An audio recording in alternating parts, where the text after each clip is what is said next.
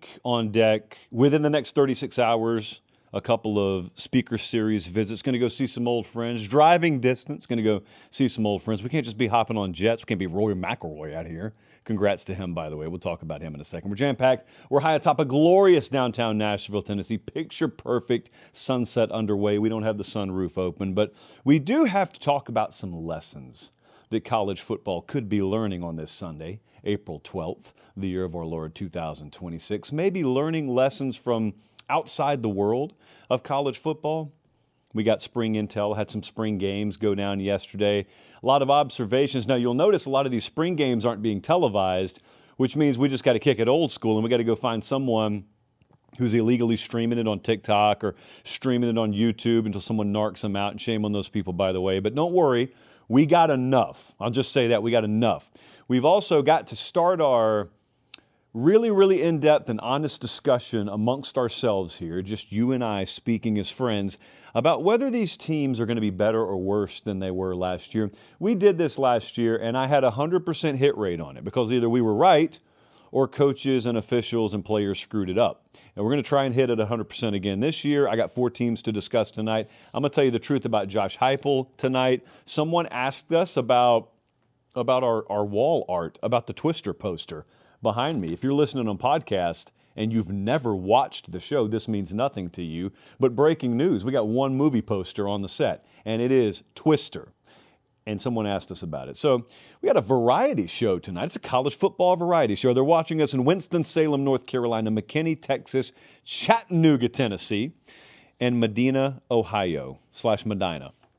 However I choose to pronounce it is always wrong. Please subscribe to the channel if you have not already. If you think you have, just double check and make sure. And if you haven't, if you're protesting subscribing, we'll work on you. We got a long time till the season starts, but I appreciate you guys for watching nonetheless.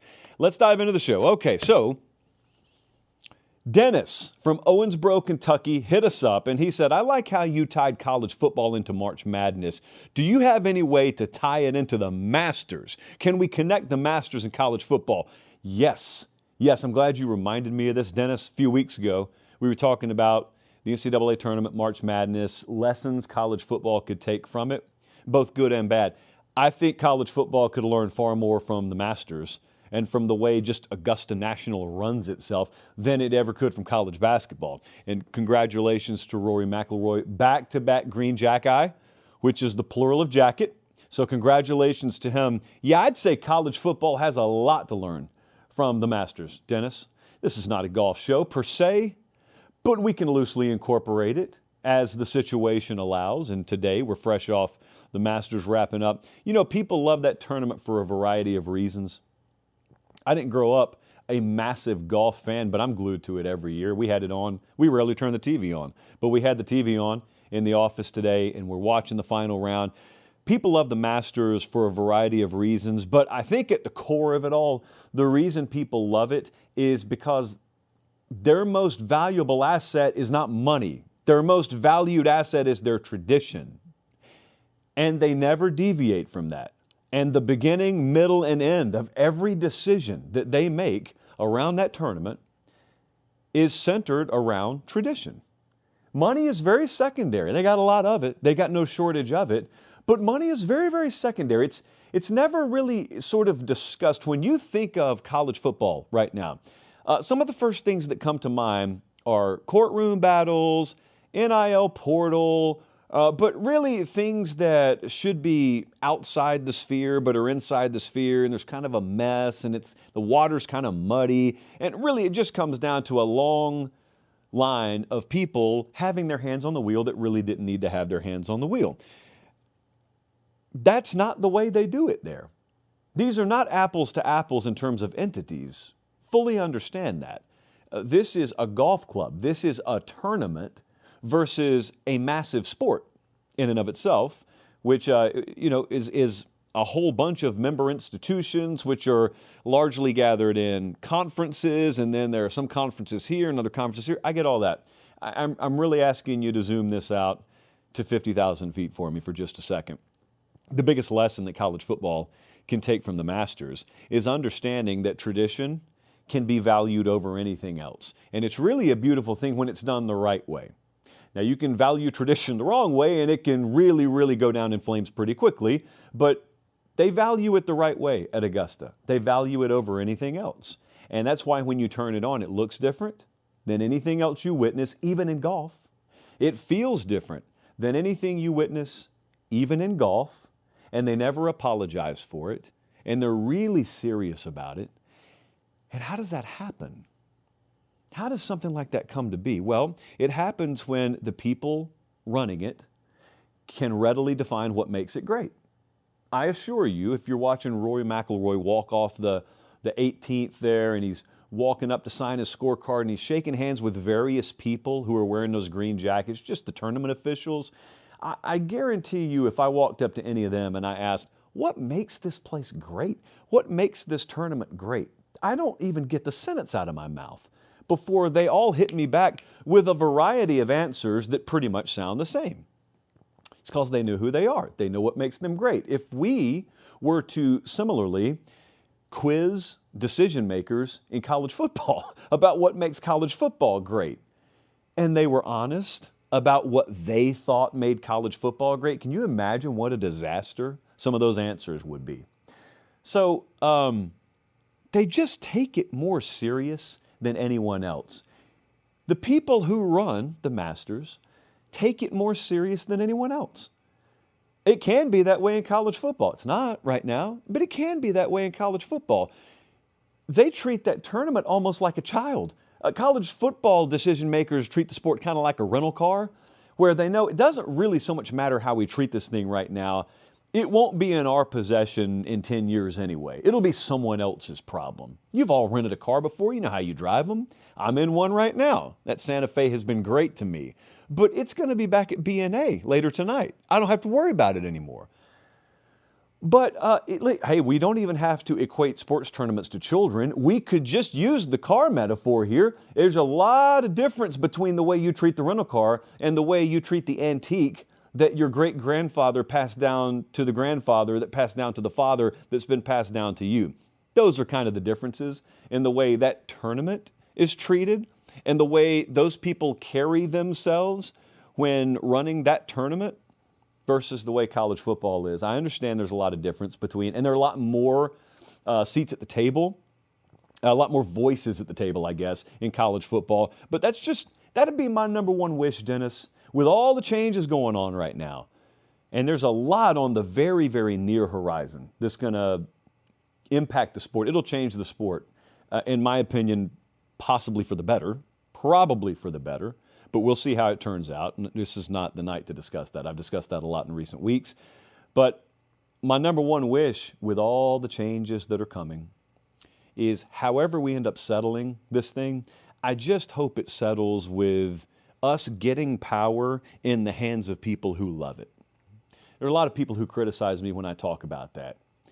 More so like in the media side of things. I've made a point in the past that there are a lot of people who cover college football who don't love college football. That's not even the point I'm making.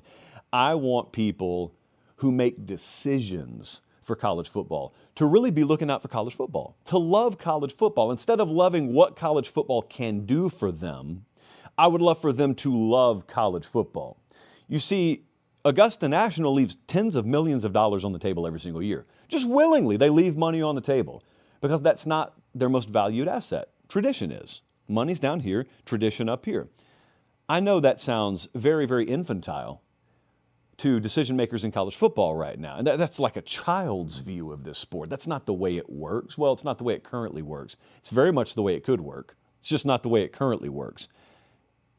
I really would love for college football to learn the value of no to the degree that they have.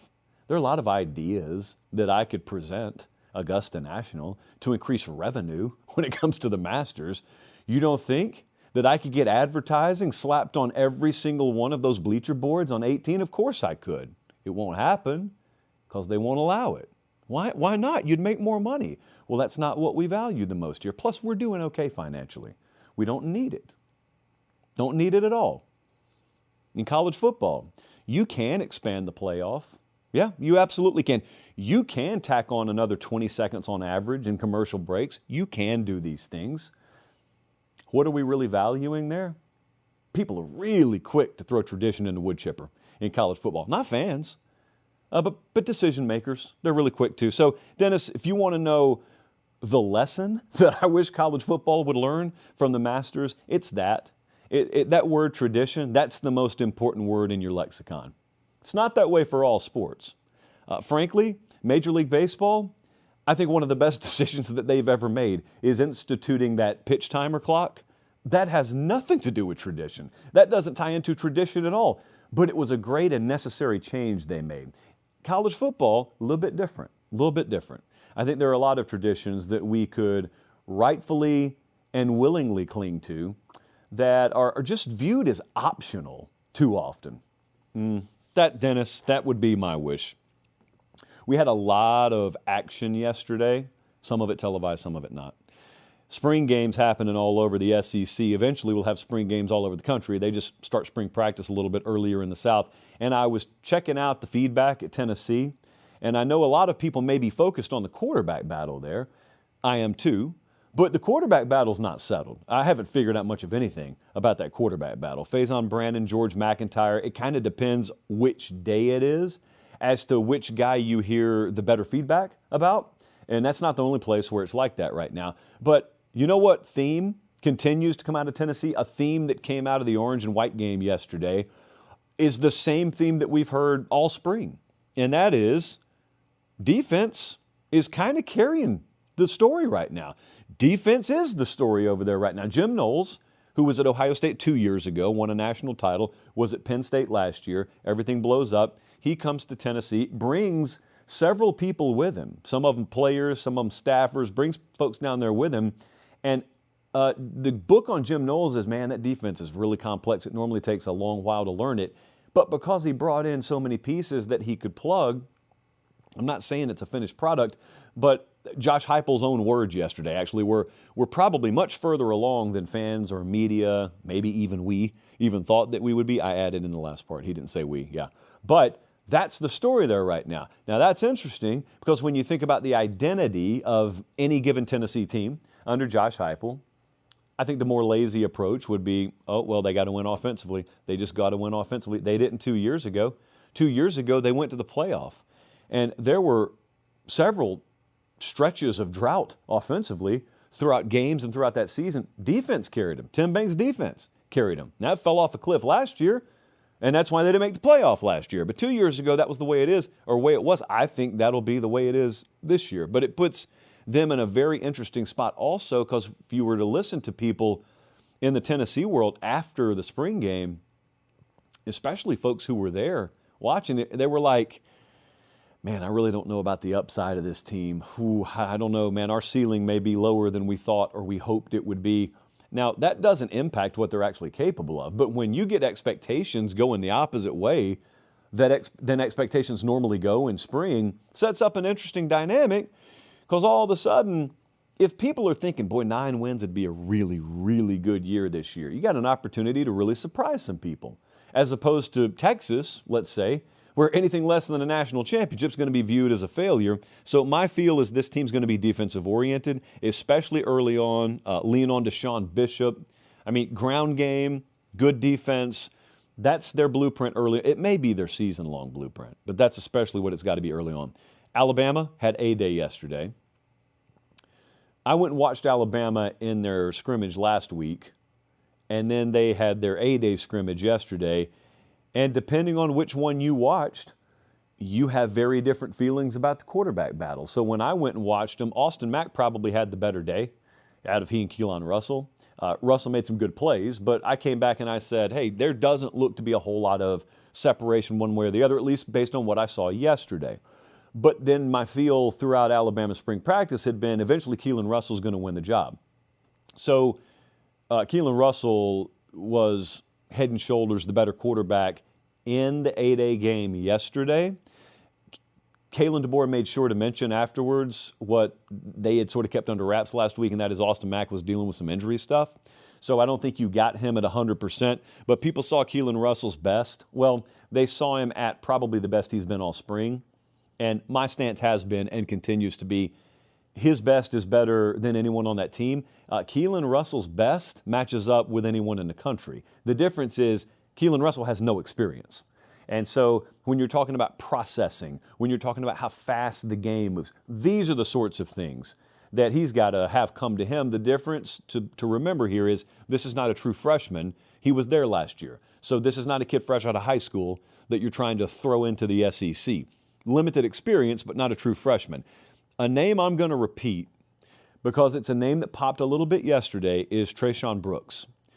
So I'll tell you now, since people saw him yesterday, when I walked in the building a couple of weeks ago, I had 3 different staffers come up to me individually and mention one name. They weren't standing with each other. They independently mentioned one name. And it wasn't a quarterback, and it wasn't Ryan Williams. It was Trayshawn Brooks. Trayshawn Brooks was a running back out of East Texas. I think he was committed to Boise, and he was a very late take for Alabama. Sometimes it just works this way. And a guy's appreciative for an opportunity. Maybe a guy was still a little bit of a hidden gem in the recruiting cycle. Believe it or not, that still happens.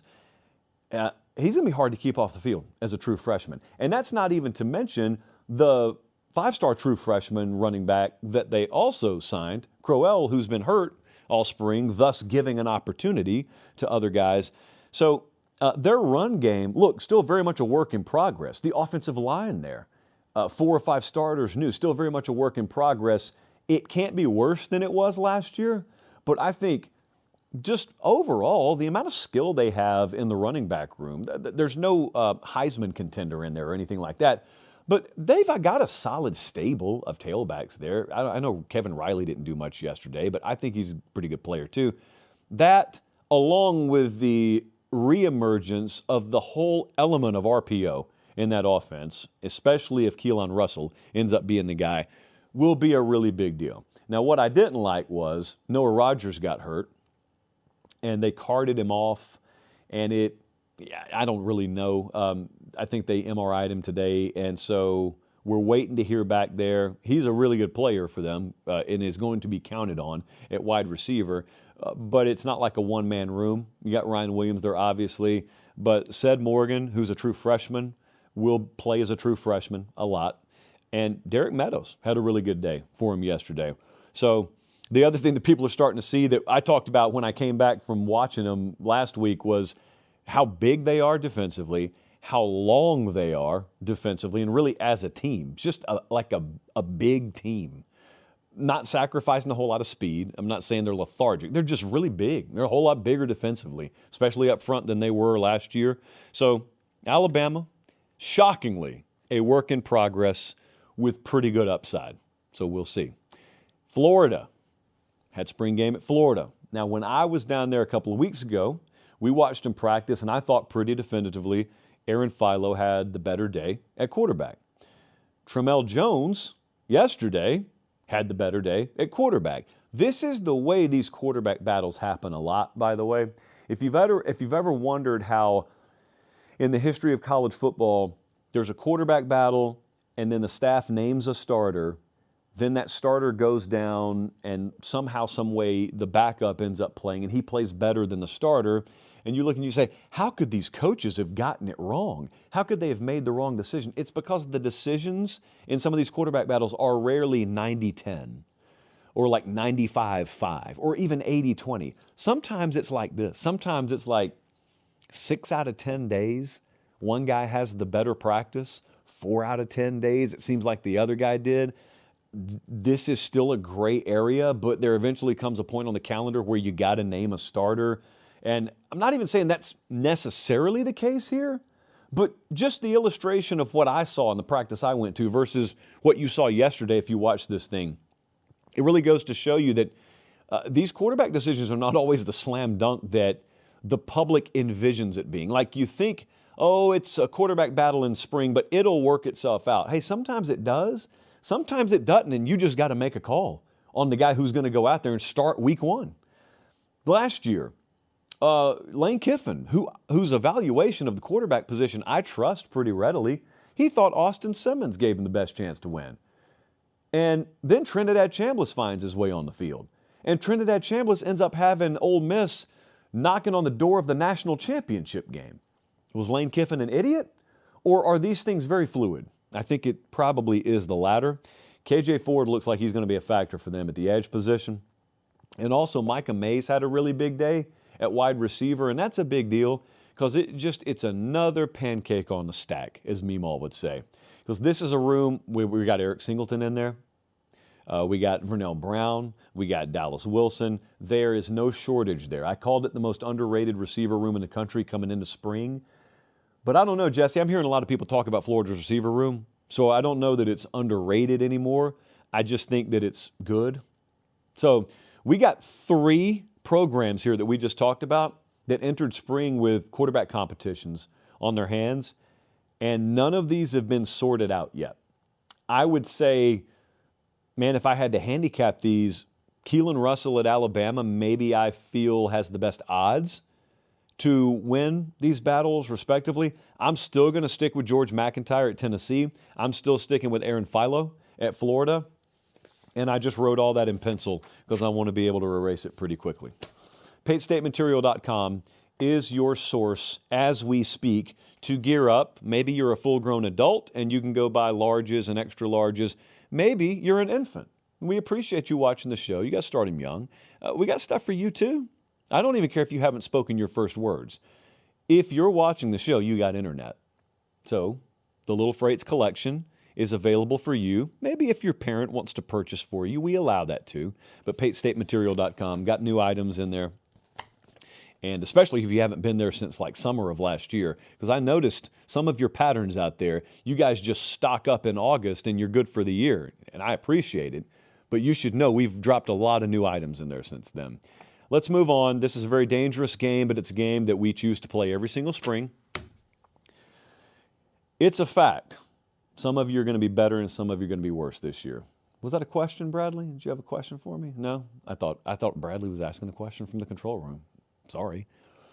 So this time last year, we looked at a lot of teams. We just kind of threw a dart at the board. You going to be better this year or are you going to be worse this year? We did 4 teams per show. I thought we could start that tonight. And I want to start with Miami. Is Miami going to be better or worse this year than they were last year? Boy, it's tough to be better, isn't it? They went to the national championship game. They were at midfield with under a minute to go, down 6, with a chance to win the national championship. And then they didn't. And it's really tough to get back. You got to start from scratch. So it may shock you to hear me say, I think Miami's team's going to be better this year than they were last year. We were down there last week, got a good look at them.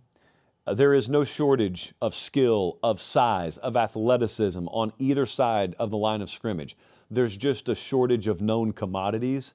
But Miami has transitioned into one of these reload instead of rebuild type programs. They tasted it last year, but they haven't really accomplished it yet. So you don't have to worry about any of the usual complacency creeping into the program. Quarterback's an upgrade. That's no disrespect to Carson Beck. I'm just telling you, Darian Mensah is a baller, and he will fit very, very well down there. I also think the wide receiver room is good with the upside of incredible, and I think second year defensively under Heatherman will pay a lot of dividends. So, look, I think they'll be out for blood this year. They made it to the national title game last year. And yet I think this team this year will be better than it was last year. Now, this is not a record prediction segment, but I will tell you, like, I think Miami's going to be a one-loss team max in the regular season. So I actually do think they'll improve their regular season record, although saying one thing doesn't always mean the other. Next up, another playoff team, Oklahoma. Is Oklahoma going to be better this year or worse this year than they were last year? This was a playoff team last year, 10 wins in the regular season. Now, I have not been to Norman this spring yet. I have not watched them practice. I've only got to go on feel at the moment. My feel, my instinct is to very, very slightly lean worse this year than they were last year. Very slight lean because of, like I said, I haven't seen them. And number 2, I think tight end has been transformed on this team. And I think the running game, kind of like with Alabama, couldn't get worse. So it's got to get better. I will blindly trust their defense, and I will blindly trust that at the very worst, it'll be a top 20 unit. John Mateer is returning, So we have experience at the quarterback spot. I like their wide receiver room, so I just listed off a bunch of reasons why I would feel good about them. Why am I saying I think they'll be slightly worse than they were last year? Well, it's just because I think about range of outcome. And, people's expectation of this year will be based against the backdrop of what they did last year, right? Most people's minds work that way. Mine does too. I'm not so sure we didn't see Oklahoma towards the top end of the range of outcome last year, even with the quarterback injury. I think their range of outcome, plot point, it was pretty high up. So my instinct on them is somewhat blind because I haven't seen them, and it's going more off the law of averages than it is not liking a portion of their team or anything like that. The schedule's tough again, but it was tough last year. So, schedule's not going to be the thing I circle with them and say, man, how are they going to overcome this? Because that would be ignoring evidence like less than a calendar year ago of them doing just that. So I'll lean slightly down on Oklahoma. I got time to change my mind on that. ... Let's go all the way to Washington. So Washington last year went 8-4. They went from 6-7 to 8-4 to fill in the blank in year 3 under Jed Fish. I lean that they will be better this year than they were last year. But there are big questions on this team. And I got to figure out, how do I process portal and attrition? Now, the attrition is RB1 is gone, wide receiver 1 is gone. The portal thing is the quarterback tried to leave and didn't. I don't know what that does to a team's dynamic. It may be totally irrelevant, and really only the people inside that building can know that until they play games. Then we'll all know that. But the other thing is Jed Fish knows what he's doing. I trust that. I also think that the talent roster overall has improved.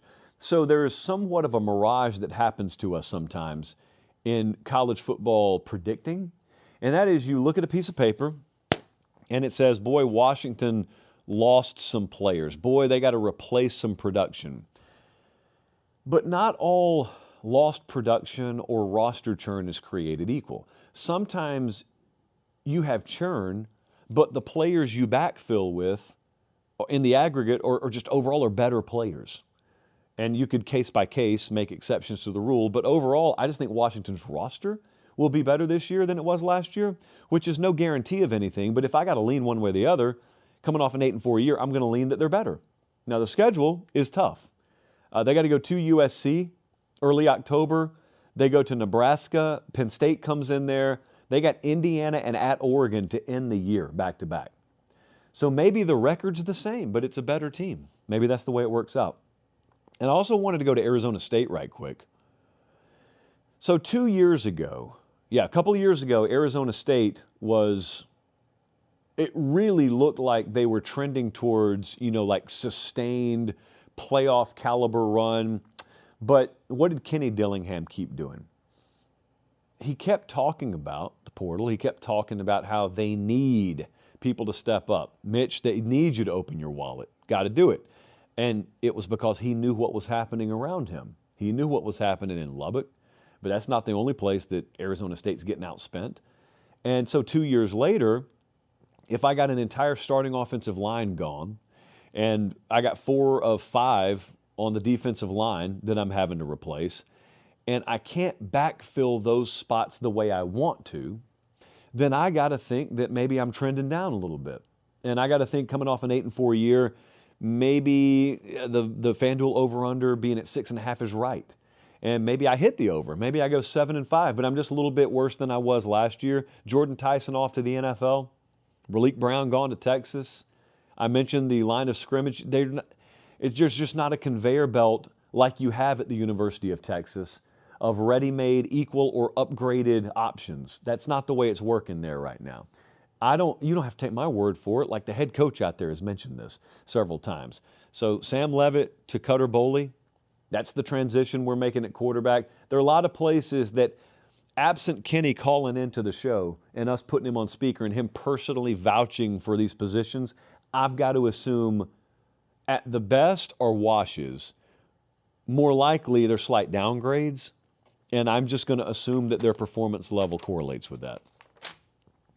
That is the most diplomatic way possible that I could say that you're headed in the wrong direction. It's the most diplomatic way I can do it. They're watching us in Lancaster, Pennsylvania. If this posted is any indication, they're watching us in Evergreen, Alabama, and Carlsbad, California. Thank you guys so much. Make sure you are subscribed to the channel, whether you're watching live or you're watching the replay or listening tomorrow morning on your drive to work. I appreciate it. JD hit us up, not Piquel. This was not JD Piquel. This was JD Corey. JD, though, hit us up and he said, "What's with the Twister poster on your set? My daughter asks me every time we watch your show." It's a great question. So Twister is one of my top 5 favorite movies of all time, but it's easily the most formative movie of my life. This movie came out when I was a local youth in Georgia. This movie came out right smack dab in the middle of an era of my childhood where SportsCenter and the Weather Channel were basically the only things that I was watching every day. And I was introduced to the concept that storm chasing existed before Twister came out. But when Twister came out, it's one of 2 movies that I've seen 3 times in theaters. You want to guess the other one, Jesse? Actually, I've seen 3 movies 3 times in theaters. Titanic was one, of course. Twister was the other. And the third was a very, very underrated film in the Denzel Washington library called Deja Vu. I loved it. I went and saw it 3 times. I don't care. I would have gone and see the 4th if I could afford it, but I couldn't at the time. So, Twister is on the set because it is the most formative film of my life. I love it for 3 reasons. Well, 4. 1, it's about storm chasing. 2, the cast is absolutely phenomenal. Rest in peace, Philip Seymour Hoffman. Rest in peace, Bill Paxton. The soundtrack is insane and really, really meshes well with the overall vibe. You got Shania Twain dropping a banger, Lisa Loeb dropping a deep cut banger, Goo Goo Dolls, Van Halen just going off. Unbelievable. And thirdly, it captures the culture of storm chasing, which I know 99.9% of you cannot relate to, but I can because I have lived that life. Now, I readily admit this movie could not mean to you what it means to me unless you have lived that life. So, and I'm not recruiting you either, okay? Chaser convergence is already bad enough out there on the streets as it is. So I'm not asking everyone to go participate in this. You can live vicariously through me. I am just telling you, if you ever look back and you romanticize a thing, it could be like a house you lived in. It could be a period of time. That is how I look at Twister. So that's why we have it on the wall. Plus, I think it really rounds out the room, Jesse. What's the word? Feng shui? That's really what I think brings our room together. More so than the brick, which is it real? I can't remember if it's real brick. More so than the Pate State sign, more so than the YouTube award. Floyd of Rosedale is a nice touch, but it's really the Twister movie poster that I think not only completes this room, but completes any room. Yeah. All right, let's move on. Very important question here for some more than others in the room. Manassas, Virginia. They have checked in. One of my favorite town names in the country, by the way. How many games will Penn State win with Matt Campbell, and why did you say 12? We're not doing this this year. We're not doing this this year. Okay, last year I let a lot of false allegations slide, and I shouldn't have. So this year we're reining this stuff in. So it's very important for the record to show what I have said and what I have not said. Have I said that Matt Campbell is the savior of Penn State football? Of course I have. Have I said that he's going to win 12 games this year? I absolutely have not. 10 at most. But double-digit wins are on the table. Yes, the over-under win total at FanDuel is 9.5. Okay, so I'm not the only one who is looking at this as something that's not quite as crazy as it sounds. Normally when you fired a coach and then you're bringing another one in, you're kind of starting from scratch. That's not what they're doing up there. You cannot overstate, though, how poorly this could have gone. We're talking about Penn State playoff contention in year 1 under Matt Campbell. This could have been an utter disaster. This was an over 50-day coaching search, dead end after dead end after dead end. Meanwhile, the GPS, me, is pointing them down the proper road. And finally, out of, a lack of options, Pat Kraft heads down the Matt Campbell road and he says, "Sure, I'll come coach for you." Stunned. I was utterly stunned. And so it's like, I don't know, any of a number of 90s action movies where a guy like jumps out of a third-story window and just lands on his feet. It's inexplicable. It's not supposed to happen. It wouldn't really work that way in real life. This is not the way a bungled coaching search normally turns out. I could say the same thing at Auburn, by the way. Normally, you screw up coaching searches like this. First off, you're out of your job. And secondly, you're firing the guy that you ended up hiring 2 years later. They ended up hiring the guy who should have been their first option. It just so happened that it worked out that way. What do we know about 2026, though? Because that's what you asked about. I didn't say he's going to win 12, but you're asking how many could he win? Well, like I said, the FanDuel over-under win total is 9.5 in year one. What do we know about the schedule? Out of conference, ridiculous, embarrassing, abomination. Matt Campbell did not create the schedule, but he will benefit from it. What do we know? By the way, if you're listening on Pod and you cannot see the slider that Bradley just put up, Marshall and Temple and Buffalo.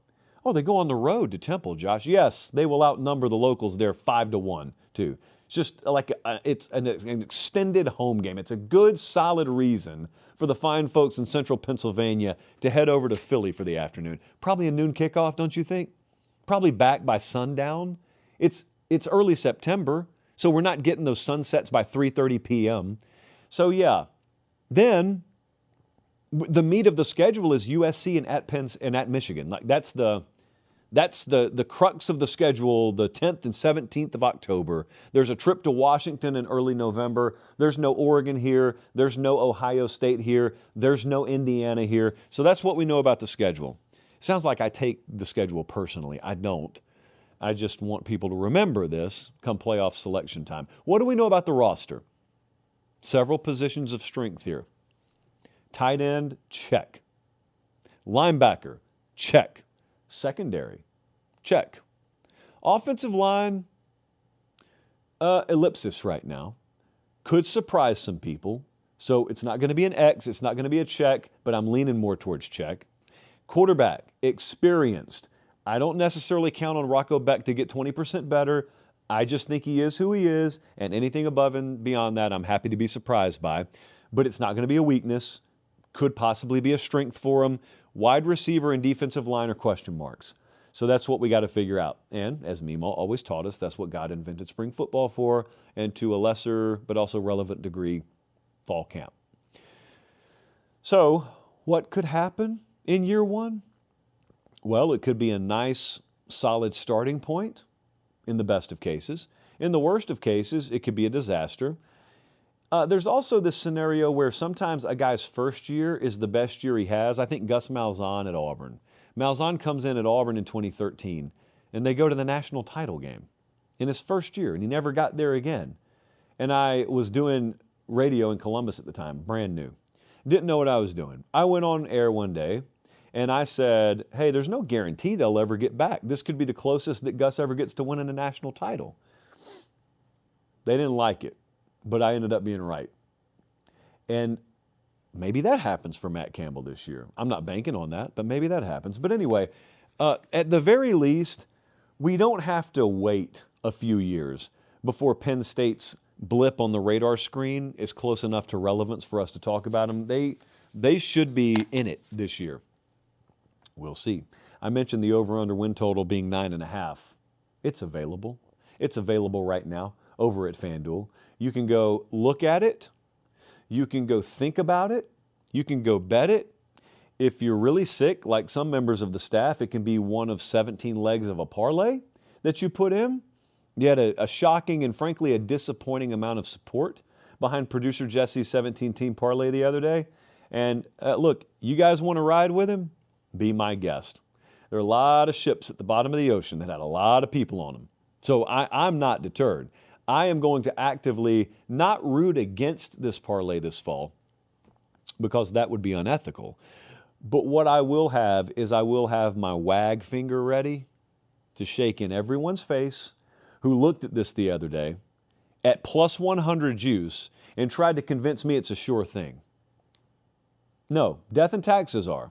A 17-team parlay for teams not to make the playoff is not that. It's something, but it's not that. However, if you think it is, FanDuel is the place to go. Should we hit Mike up? Should we ask? We're not going to do it today. It's Sunday. Put it on the agenda for Monday. Let's hit Mike up. Let's put that ridiculous parlay together, and let's ask him: do we want to make that a tab? Do we want to have a special promo code? If you don't want to take 30 minutes out of your day and add in all 17 teams, do we just want to make that a tab? Because we do have the power to do those sorts of things. Let's wrap up with this. We have been telling the truth, you know. Some would argue since the show began. But specifically, we've been telling the truth in the Truth Teller series. Bradley, here's your endpoint. The Truth Teller series is continuing tonight. What is the Truth Teller series? Oh, it's just this series where we try and tell the truth. It's a pretty novel concept. We're thinking about spreading it into the entire show. But specifically right here, we want to tell the truth about someone. And that someone tonight is, drum roll, nope, sound effects broken, Josh Heupel, head coach of Tennessee. What is the truth about Josh Heupel? I think Josh Heupel's in a really unique position unto the rest of his peers. Because Josh Heupel is one of the only major college football head coaches right now that's being allowed to do it the old school way.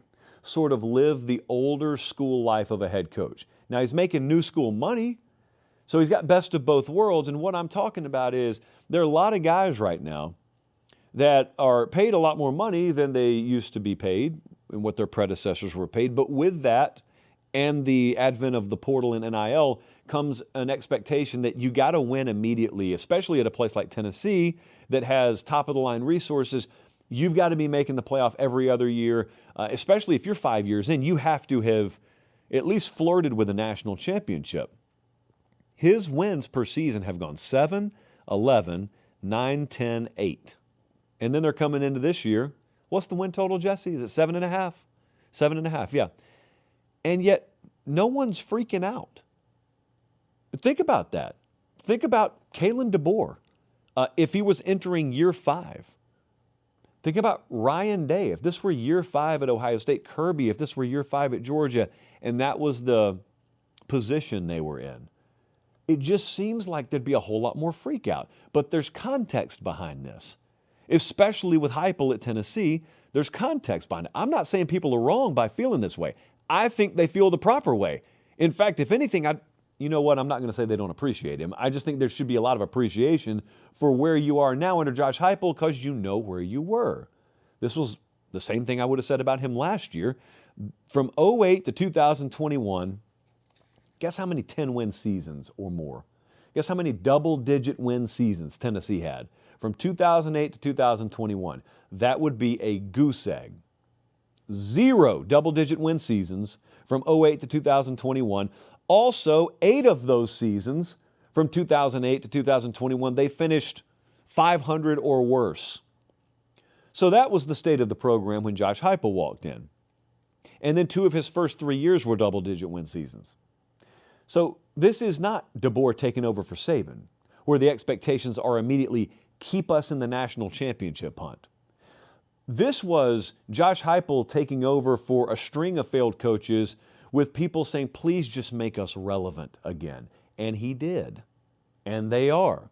Now, judging by elite program standards, man, over a half a decade, only 1 playoff appearance. And it was a blowout loss in frigid conditions. That'd be viewed as subpar. But that's not where Tennessee came from. That's where the context is very important. And my mind keeps coming back to one thing with him. In addition to all that, this is where there's maybe a differentiator between the way Lincoln Riley started at Oklahoma and USC versus how Heupel has won when he's won. At USC and at Oklahoma, especially with Lincoln just had to outscore folks. They were never known for defense. And so you could look at that and you could say, well, I mean, of course they're specializing on the side of the ball the head coach specializes in. Yes, but in a lot of ways, after you run off a string of those kind of results, it just reeks of a coordinator that's holding down a head coach's position. Why is the other side of the ball? Why are the other facets of the program not elevating? Well, 2 years ago, when Tennessee made the playoff, it was defense that shouldered the load every bit as much as offense. And I would venture to think this year's team may start the season a little bit more defensive oriented, if not spend the entire season being that way. And to me, that is a big time hallmark of a guy that's elevated from being a coordinator or a coordinator-minded coach to being a real legitimate full-blown head coach. The areas of your program that you don't specialize in are elevating. That's a good thing. Now, I will say all this to say the following. I don't know that this year's the year for him either. I think 2027 is the year I'd circle for Tennessee, but they're free to surprise me. That'd be okay. But I'm just saying, when we're talking about the truth with him, and if anyone is doubting him right now, I don't know that 2026 is the year that I'm going to count on to just turn that on its ear. I have no idea what's going to happen at the quarterback position there. We got guys homesick. We don't even know who's starting on defense right now. So, yeah, we got all sorts of questions that we got to figure out. I feel pretty good about him next year. Like a year from now at this time, I think I'll be talking about Tennessee in a little different context. So maybe they'll be a year early this year, but even if they're not, even if they go 8-4 this year, you're not finding me selling on Josh Heupel. I'm completely fine. In fact, I'm very happy and pleased with where he has them right now. But that's only because I'm over the age of 15, so I remember where Tennessee was. And I'm over the age of 30, so I do have memory of what Tennessee could be. I've seen Tennessee be in the central picture of the national championship race in college football. I have lived in those times. And those history books are not carved into stone tablets. It wasn't that long ago that this was the case. And it could be again. There was always, and maybe there continues to be, I don't know, this pervasive theory out there that Tennessee once upon a time had what it took to win at the highest levels of college football, but now it doesn't. Now the sport's passed them by. And they said that same garbage about Miami for a long time. And it was never true, is the point. It's not true about Tennessee. It's just really hard to win at the highest level. And it starts with people and it ends with people. And they had the wrong people in the building for a long time. So actually, it didn't matter how great the resources were there. You were just lighting money on fire for a long time. So now they got more of the right people in the building. So they're winning a little bit more, a lot more, actually. But what it takes to win, the principles or the characteristics or the money that it takes to win, they've got enough of it. Doesn't matter if they're number 1, 2, or 3, they got enough of it. So it's exciting times. I live in the state of Tennessee. A lot more orange around since Josh Heupel took over. But I will give Tennessee fans credit. I'll wrap up with this because I've always said this about them. They never tapped out. You never turned on the game and looked at chunks of open seating at Neyland Stadium. Derek Dooley era, Butch Jones era, it was never that way. Jeremy Pruitt era, it was never that way. That's why those people deserve a winner. They deserve a championship as much as any fan base in this country. That's a good place to leave it. We got a busy week this week. Make sure you're following on socials at Josh Pate CFB. We'll be in a couple of places over the next couple of days. Excited to see some folks we haven't seen in a little while, and we'll upload those conversations that we record over the coming days. Next show is Thursday. And outside of that, I think we're good. For Director Bradley, for Producer Jesse, I'm Josh Pate. Take care. Have a great start to your week, and God bless.